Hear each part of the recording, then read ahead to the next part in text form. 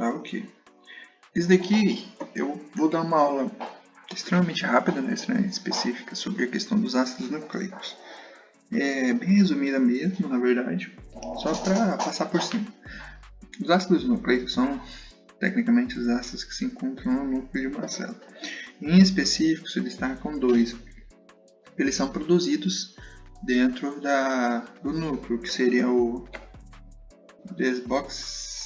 desoxirribonucleico, sempre trava nessa palavra, ácido desoxirribonucleico, que são os DNA, e os ácidos ribonucleicos, que são os RNA. DNA, qual é a função dele?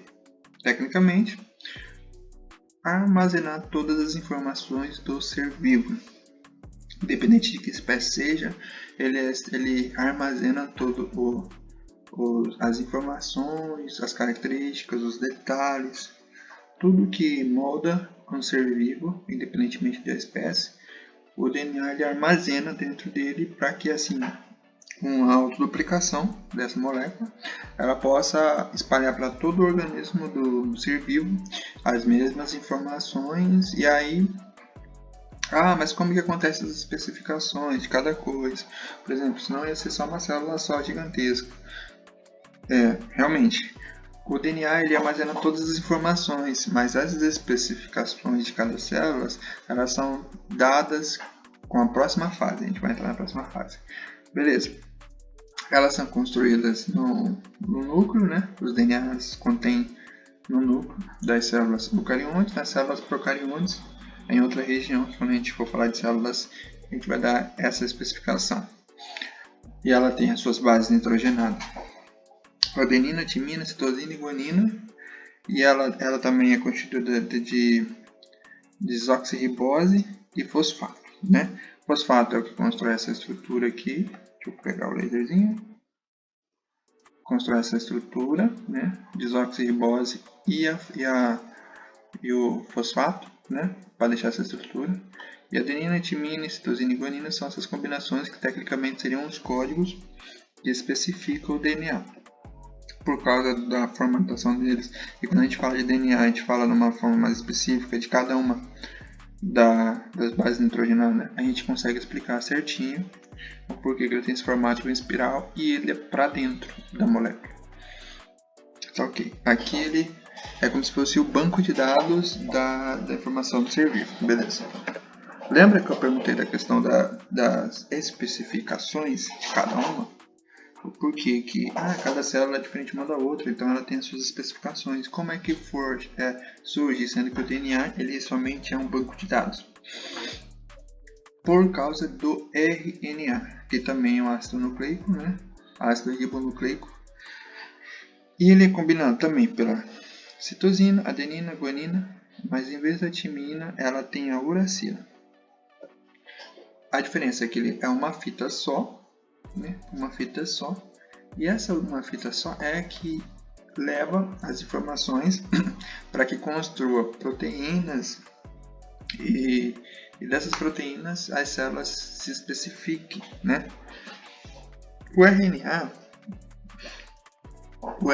em si, ele tem 3 modelos, né? Que a gente mais fala, que é o RNA mensageiro, que ele vai aberto assim igual uma fita, assim, né?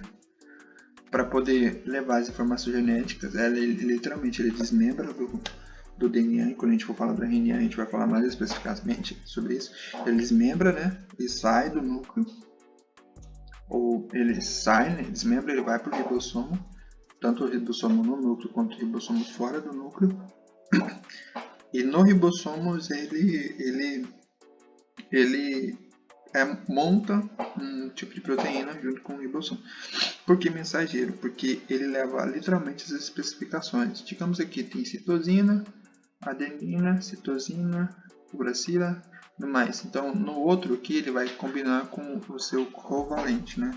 Com a sua combinação específica dentro do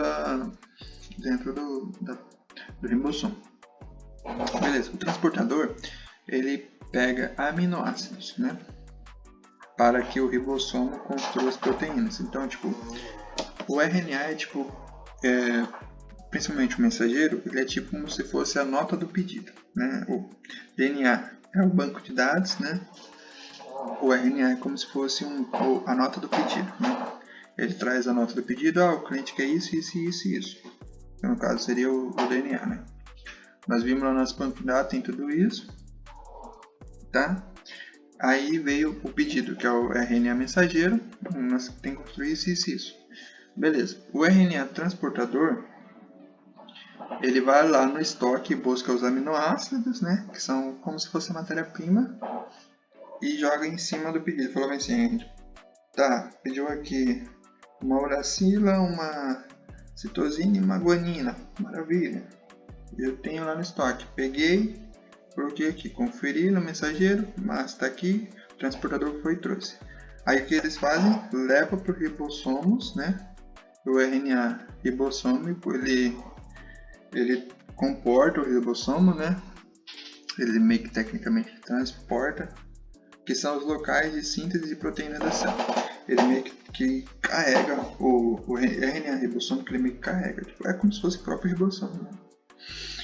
E dentro do ribossomo, o ribossomo é como se fosse a máquina de produção, por exemplo.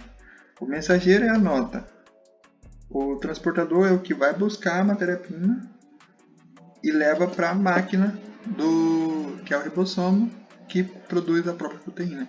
Então, por causa disso, as especificações acontecem, porque o DNA manda o RNA, independentemente das suas especificações, se é mensageiro, transportador ou ribossômico, eles se juntam, fazendo cada um sua função, e criam uma proteína específica que são diferentes.